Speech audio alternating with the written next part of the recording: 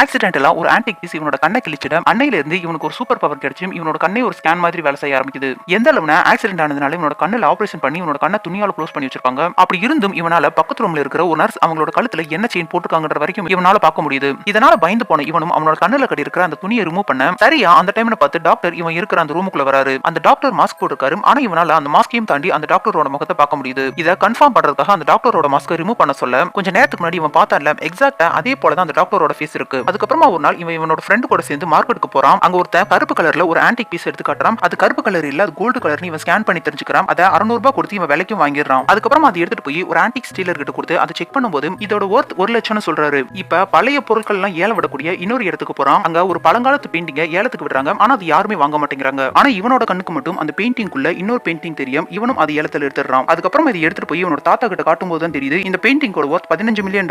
இதை கேட்ட இவனும் ரொம்பவே சந்தோஷப்படுறான்.